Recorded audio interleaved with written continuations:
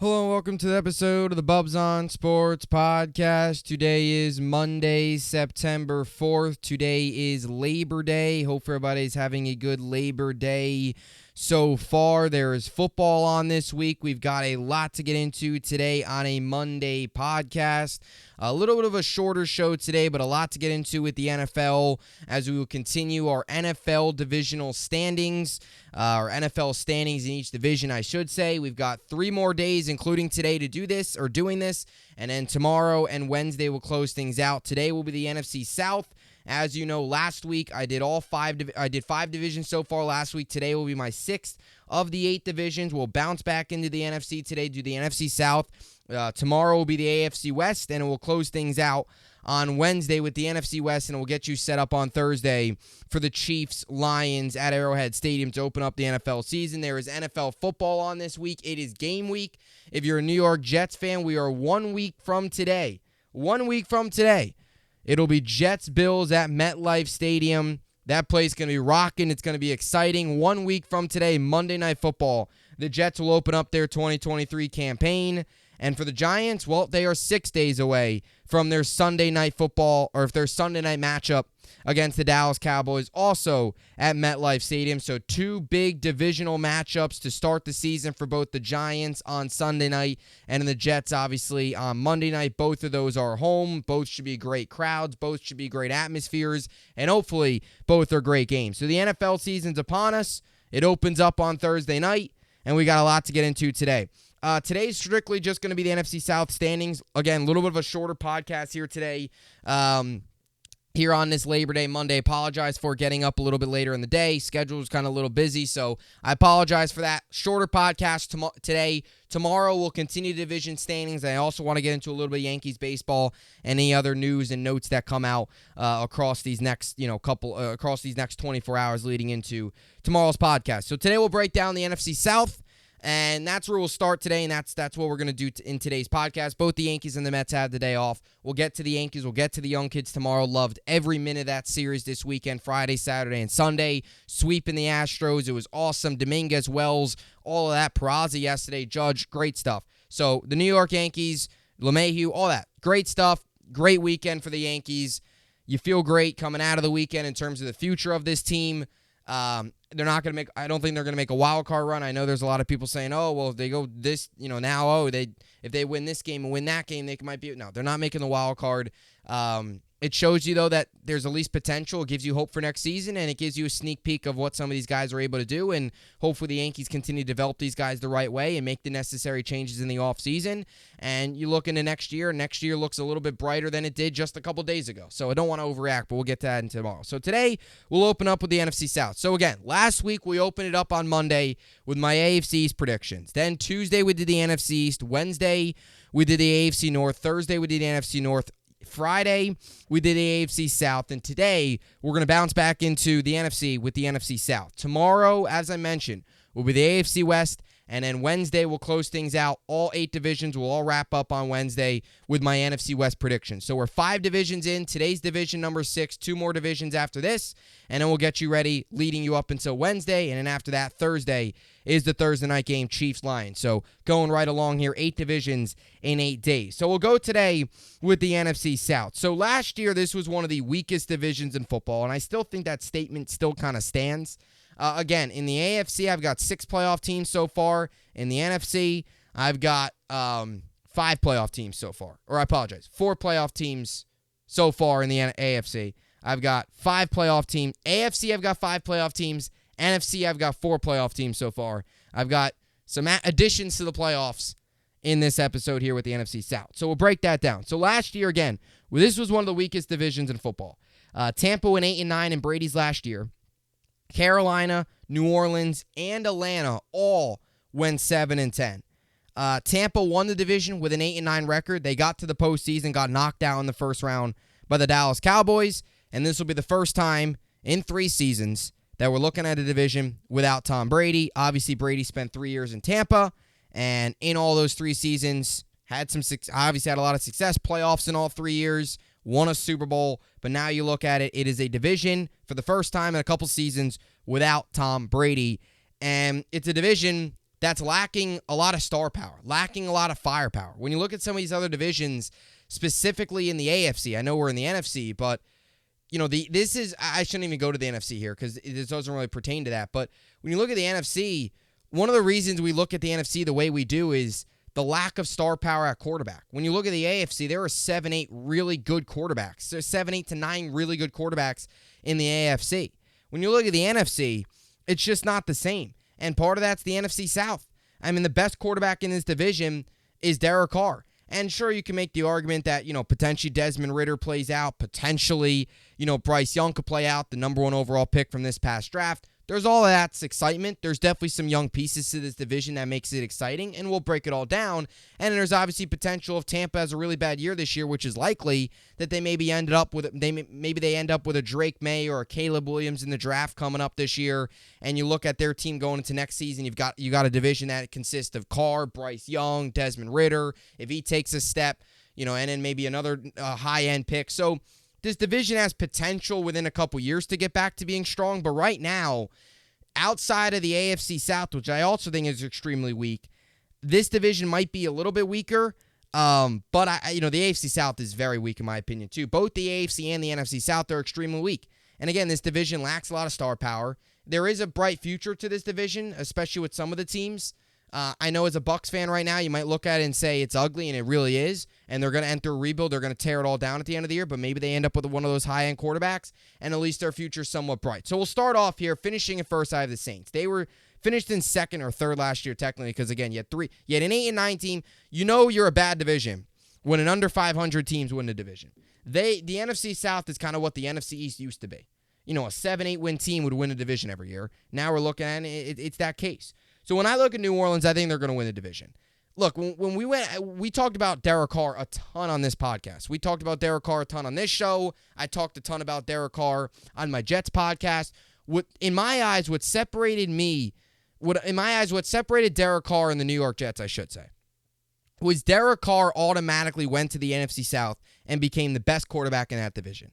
And that's how I view this. When you look at Derek Carr, when you look at this Saints team, yes, as I mentioned, yes, Desmond Ridder's got, he's young and he's promising, for among Falcons fans, and their run game's very good, and we'll get to that. Yes, you got the number 1 overall pick in Bryce Young in the division, and a well-coached team by Frank Wright. All of those good things. But at the end of the day, Derek Carr is still the most proven, the veteran, and the best quarterback in that division. And that's, to me, what separates the Saints. Sure, some of these other teams might have higher upsides than the Saints, potentially here within the next 2 years, where if some of these other young quarterbacks take another step, you'll see where the Saints start to fall back. But at least for this season, they're the best team in this division. They've got the best quarterback. I know Alvin Kamara is obviously suspended, but once he comes back, you've got a very good running back, even while Kamara is suspended. You have Jamal Williams that led the NFL last year in touchdowns, had a very good year for the Detroit Lions. So you add him into the equation. You've got to give the Saints front office a lot of credit for that. They realized Alvin Kamara might miss time, and they went out and got a borderline starting running back in the league. So Jamal Williams can take over the carries. You like where Chris Olave's at. If it wasn't for Garrett Wilson having a massive year last year, Olave, you can make a strong argument. He's probably the rookie of the year. And you've got Michael Thomas. Now, those are some of the weapons for Carr to work with. Thomas has obviously dealt with a ton of injuries over the last couple years. He's obviously he's a year older now. You don't quite know what to expect from him. You don't quite know how it's all going to play out. He's 30 years old now. He's missed a ton of time over the past couple seasons. Just looking at his game log, he's played 10 games in the last 3 years. He played 7 games in 2020, didn't play a single snap in 2021, and in 2022, last year, only played 3 games. So that is a little bit of a concern. Can you trust him to at least give you even just 12 games this year when he's played 10 in the last 3 seasons combined, including missing the entire 2021 campaign? That is certainly a concern. Look, this team isn't perfect, but there is potential, and if you add the quarterback, they've got the right weapons in place, even with Kamara being suspended, to go out there and put together a nice, successful season. I don't think this is going to be a team that's going to go deep in the postseason. I don't think this is a team that's very well coached with Dennis Allen. I just don't. But I do think they've got some pieces. They've got the best quarterback in the division. No, Derek Carr isn't this great quarterback by any means. I think he's very solid. I was on this podcast a lot defending Derek Carr while a lot of people were taking shots at him when the Jets were out there looking at him.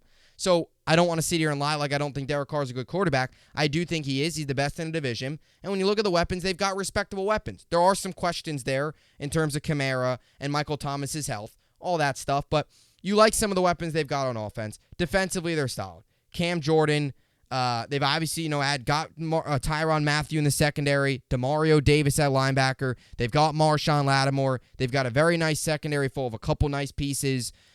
Good veteran in that secondary. Couple nice veterans on this defense. They're an experienced football team, which is good and bad because you can make the strong argument that they've got maybe a year or two window to make a playoff run here because it seems like Derek Carr is kind of just a stopgap.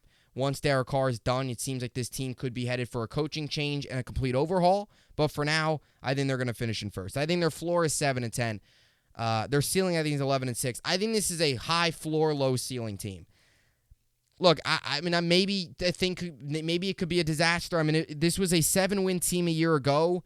They're not very well coached, but they got better. I mean, they had Andy Dalton primarily starting games last year.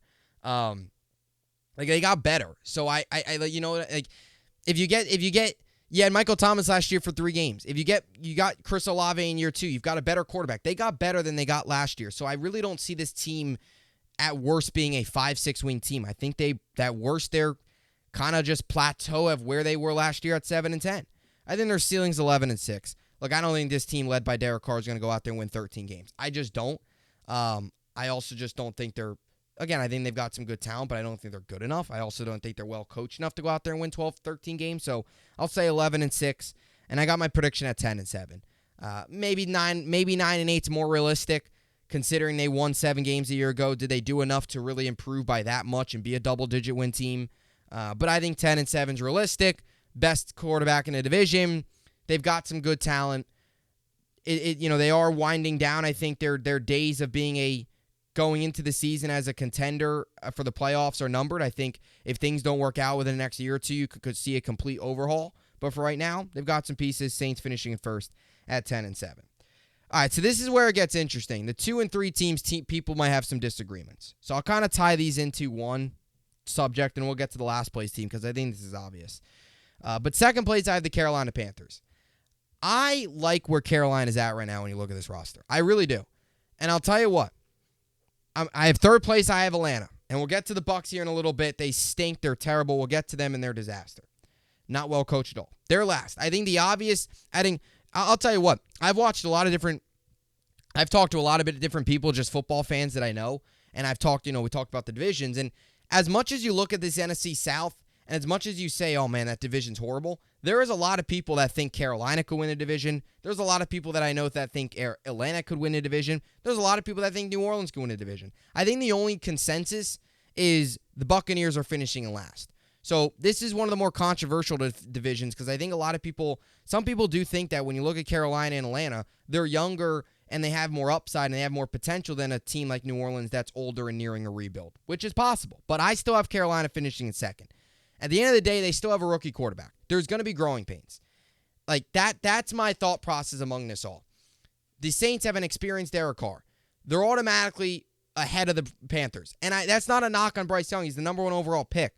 But he's a rookie. There's going to be growing pains. There's going to be games where he's going to go out there and look like the next big thing. There's going to be games where he's going to go out there, throw 2-3 interceptions, and it's going to be ugly. There's always going to be up and down. Some cases it's not. But I think most recently, out of the rookie quarterbacks that we've seen, there's been a lot of growing pains. Whether it's a Trevor Lawrence, I don't even know if you throw Zach Wilson into the conversation because he's just a different he's just different because he never really got better. Trevor Lawrence got better. Whether it was a case of a Josh Allen where Josh Allen got better. Daniel Jones, put the right coach in, got better. After some early struggles, those quarterbacks got better. Is it possible Bryce Young comes out and puts together a great rookie year and wins Rookie of the Year? It's certainly possible. But I always look at teams, and I am always a little skeptical with the rookie quarterbacks because there's always going to be growing pains. Even if you have a great season, there's always going to be growing pains there because you're a rookie in the NFL. It happens to everybody. So that's what I think is holding me back from putting Carolina at first. However, this time next season, I wouldn't be surprised if we're talking about Carolina being a 10-11 win team and winning this division. Because I think Carolina, if Bryce Young's the real deal and if he's as good as we think he is, this team's got the weapons and the coach. They got a solid defense.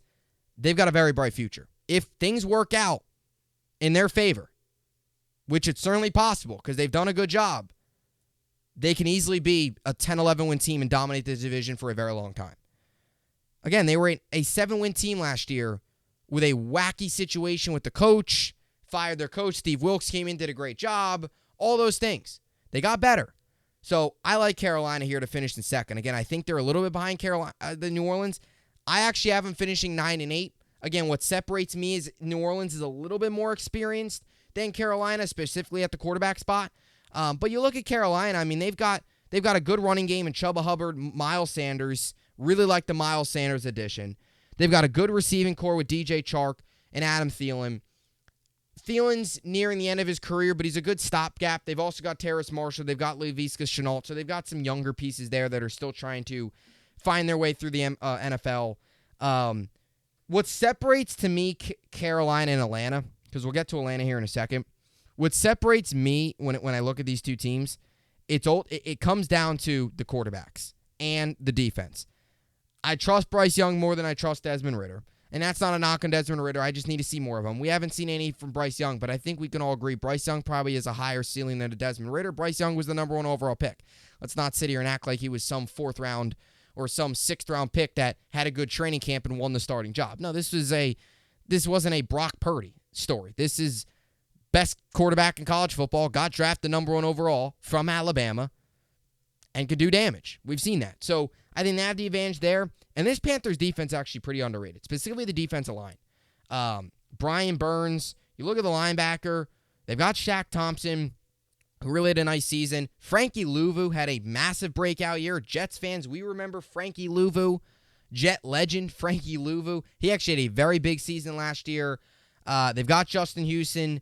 They got J.C. Horn. They added Von Bell. They've got some nice pieces. They've got a nice mix of youth and some veteran guys. Obviously, Brian Burns headlines the defense as one of the best pass rushers, edge rushers in football with 12.5 sacks last year. And I think that's what separates Carolina. I believe more in the quarterback, and I also believe more in the defense of Carolina. And I like Arthur Smith a lot, but I think Frank Wright, more experience, probably take the coaching advantage there. Carolina, I think their floor is 6-11. Anytime a team has a rookie quarterback, their floor is always going to be lower just because there might be growing pains. And a lot of times teams' rookie quarterbacks go out there and only manage to muster up 5-6 wins. I think their ceiling could be 10-7.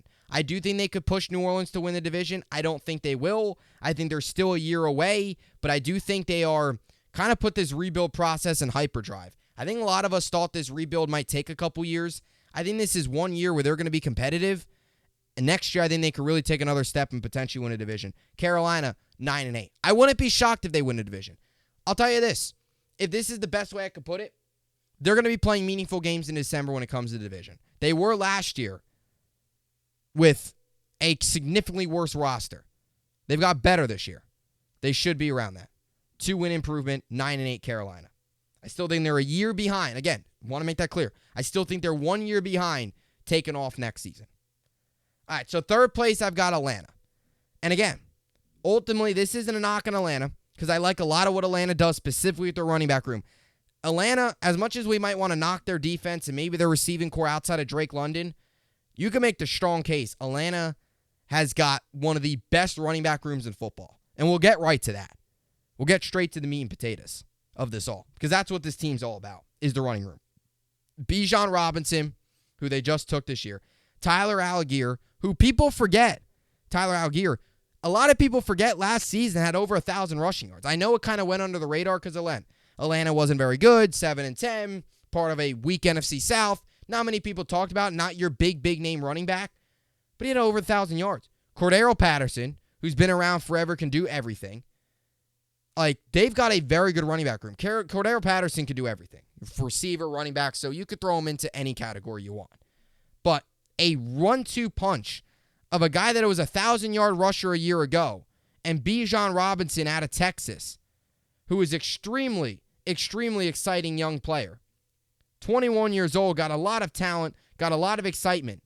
You look at the Jets as one of the best running back rooms in football, and I think they do have the best 1-2 punch just because there's guys that are, Dalvin Cook's proven before, and I also look at Breece Hall, and the guy prior to injury prove what he can do. You still have to see Bijan Robinson in the NFL game.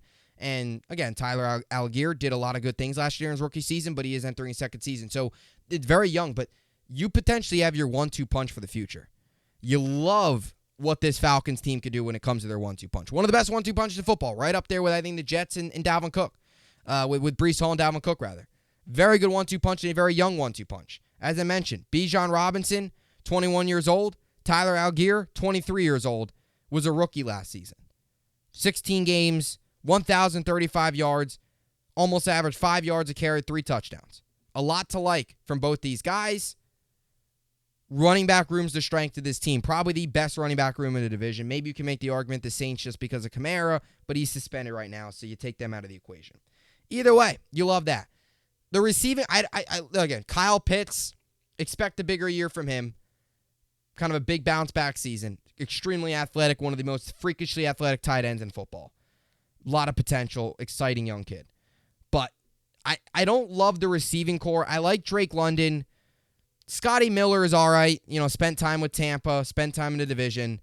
Matt Collins has kind of been around with Atlanta, Miami, and last year Vegas. So he's 29 years old. Though I believe he'll be 30 September. Sometime here within the coming weeks. I think September 16th he'll be 30. So, bit of veteran to add to what is a relatively younger team. Again, spent time with Philly, Miami, Vegas, last season now with the Falcons. So, a nice piece there. Again, Drake London, I like a lot. I think him, like Garrett Wilson, too, could take another step this year, could take a massive step and potentially implement himself as a legitimate top 10 receiver. But for a quarterback in Desmond Ridder that showed you some stuff last year but you want to see more of, I don't love the weapons. I think Carolina's got better weapons. Don't love the weapons when it comes to Falcons. Outside of Drake London, and you could throw Cordero Patterson as well, they've got 2 veterans in Scotty Miller and Matt Collins, which I understand where they're coming from, adding veterans for a young team, but I don't know. I'm still not in love with the receiving core. Ideally, you probably go out next season and bring somebody in. Do you bring out like a Meg Evans? Do you strike a big trade for that? I know I'm just predicting things, and that's probably never going to happen, an in-division trade like that, but does that happen? Do you strike a trade for a big-time receiver? That's where I think they're kind of still a year away there. And their secondary, look, I know they added Jesse Bates. They added Calais Campbell. Great. They've already got Grady Jarrett. So they did add some pieces, Bud Dupree as well, A.J. Terrell. They added a lot of pieces to their defense, specifically with Jesse Bates in the secondary, which is a huge need for a team that defensively has been one of the worst defenses in football the last couple seasons. So you like that. I just think the Panthers are now a little bit more talented. I think they have a more well-rounded roster when it comes to quarterback, receiver, defensively, just like where they're at a little bit more. But Atlanta, they might shock me. If Desmond Ridder goes out there and has a big I need to see more from Desmond Ridder. And I also need to see more from Bryce Young. The guy hasn't played an NFL snap. I'm not saying Bryce Young's going to be great, but I believe that Bryce Young probably has a higher upside than Desmond Ridder. I mean, the number 1 overall pick, you're going to have higher expectations for that. I think that's obvious. So Atlanta, I think their floor and their ceiling is very similar to Carolina because I think they're in very similar situations in their rebuilds. 6-11, 10-7 is the ceiling, and prediction, I think 8-9. And then they finished a game worse behind Carolina. I think that's about obvious. And they improved the game from last year. They got better. And maybe I'm wrong about the defense. I like the additions they made. I just read it off. Jesse Bates, loved that piece. I said the Jets potentially go out and bring a guy like that. So they got better, but I still think they're a year away. There's a good chance next year we're talking about this division being dominated by Atlanta and Carolina. There really is. I mean, even with, if these teams are young and fast and exciting, they're going to beat an old veteran New Orleans team any day. They are. I mean, that's obvious. All right, so in last place, the Buccaneers. I don't really know what direction this team's going. I'll tell you straight up right now. So I have their floor at 3-14. As bad as Houston last year was a 3-win team, I think their floor is 3-14. I think that's pretty obvious. They're going to be one of the worst teams in football. They might be the worst team in football. Them or Indy, I think, has a chance to be one of the worst teams in football. I also think you can throw, as crazy as it sounds, I think New England's going to have a bad year this year. I forget what I exactly predicted New England at. But I don't think they're going to have a great year. I don't think they'll be one of the worst teams in football, but you could throw them in that conversation. Tennessee, I think, will be bad. I don't think they'll be crazy, crazy bad, but I could see if things go off the rails there. There'll be some bad teams this year. Arizona. We haven't even got to Arizona. Arizona, Tampa, And probably the Colts, I think, will probably be the 3 worst teams in football this year. That's my opinion. But we'll see. So Tampa, 3-14, their floor. Ceiling, I think, 6-11, maybe 7-10. I don't think they're going to be any good. And I think they're going to go 4-13 and finish in last. And they're going to finish in dead last. This isn't going to be like a 3-way tie like last year. When you look at this, when you look at this Tampa team, you don't love Baker Mayfield at quarterback. I know you had, Rachaad White at running back. Obviously, a guy that last season in his rookie year played a little bit, didn't play a ton, but will get the starting role now with Fournette and those guys out. You added Chase Edmonds at the backup. Like, this Panthers team, you could tell with where they're at with the quarterback, where Baker Mayfield is a stopgap quarterback. Baker Mayfield is a 1 to 2 year bridge guy. And this is where he is at this point in his career. Borderline backup, borderline starter, 1 to 2 year bridge guy to a rookie, young top pick. And that's what the Tampa Bay Buccaneers are doing this year. Baker Mayfield is bridging to either a Caleb Williams or a Drake May. I know when you look at this team, Tristan Wirfs obviously one of the better offensive linemen out, tackle wise. Chris Godwin, Mike Evans, both those guys are probably off the roster at the end of the year. Defensively, they've still got Devin White, Jamil Dean, Antoine Winfield Jr., Carlton Davis. They've still got some pieces there. But this is a veteran team. This is a team that's not well coached at all. They don't have a good quarterback in Baker Mayfield. They're going to be a train wreck. I think this nails it on the head. You saw this team struggle last year with Todd Bowles, and I honestly feel bad for Todd Bowles. I do. And I'll tell you why. Because they should have just fired him at the end of this year. I don't know why they're letting him go out there with this roster that they're clearly not trying to win because they didn't do a whole lot in the offseason. They're clearly saying, you know what? Let's ride this year out, probably win 5 games, get one of the higher picks next season, or not probably win 5 games, win 4 games. But maybe in their eyes, win 5 games, or even worse, 3 to 4 games you win, have Baker Mayfield as a stopgap in between Brady and a rookie, and that's where you go from there. And then tear it all down. Go build through the draft next season. Trade Mike Evans, trade Chris Godwin. I think they'll play the season out maybe at the deadline if they're like 1-7, maybe. But the reason I feel bad for Todd Bowles is he was handed a tough situation after the Brady. Like, Brady, you could tell last year he was not the same. Had some off-the-field stuff as well.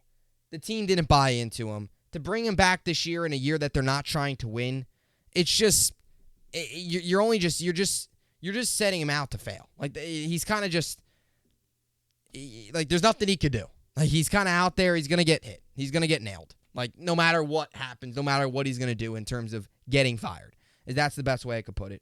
So yeah, Bowles, he'll be out at the end of the year.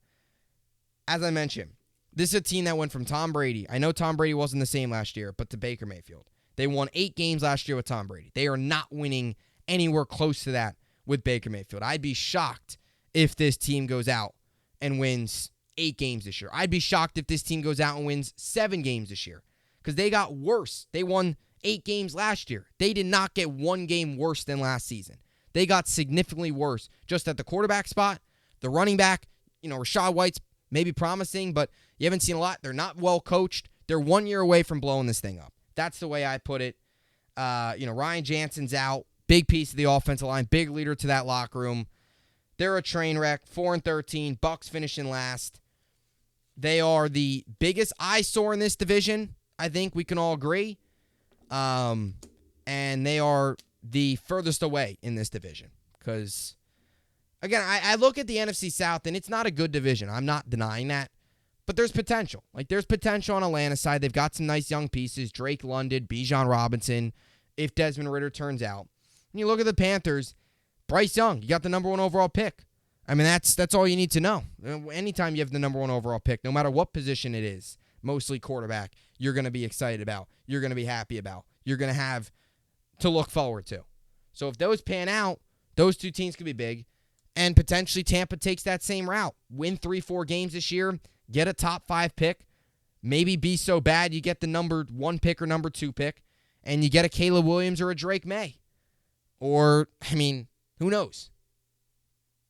So, a lot of excitement when it comes to, I think, Carolina with the young quarterback. I think Falcons fans are cautiously optimistic just because they've got some young pieces, specifically in the running back room, but I still think there's questions at quarterback and maybe receiver outside of Drake London. Saints fans, I think you kind of got to just embrace the Derek Carr stuff. You got to realize that this is probably the final couple years with this core in terms of some of the guys on defense, and probably potentially, coaching there could potentially be coaching changes. My point is this division could look a lot different in like 3 years. Could look a lot different. Like if the Bucs go on to get Drake May, you could have a division, or Caleb Williams, you got a division of Desmond Ridder, Caleb Williams, and Bryce Young. And I'm saying if Desmond Ridder plays out, let's say Desmond Ridder does work out and he's good, and you have Bryce Young and Caleb Williams in the same division, it's possible. Now I think probably the Cardinals will probably be worse. I think the Cardinals will be worse than the Bucs, so the Cardinals I think will probably get a higher pick. Do they give up on Kyler Murray and go in on a Caleb Williams? We'll see. Again, it's September 4th. It's Labor Day. The draft's in April of 2024, so there's a lot of time. Season hasn't even started. Everybody's still 0-0. There's still a lot of things that happen, so we'll see. But that's my NFC South standings. Again, Saints finishing in first with a record of 10-7. Panthers finishing in second with a record of 9-8. Falcons finishing in third with a record of 8-9. And the Bucs finishing last with a record of 4-13. And I have the Saints making the playoffs. So, update in the NFC. I've got the Eagles and the Giants making the playoffs out of the NFC East. In the NFC North, I've got the Lions and the Vikings making the playoffs. And in the NFC South, I've got one team, and that's the Saints with a 10-7 record making the playoffs. So far, I've got 5 teams in the AFC making the playoffs and 5 teams in the NFC making the playoffs, which means the AFC West and NFC West will consist of 2 playoff teams in each of those divisions. So we'll get you that tomorrow with the AFC West, and Wednesday will be the NFC West to close things out. So stay tuned for that. A lot more content coming your way. As always, hope you enjoyed it, and thanks for watching.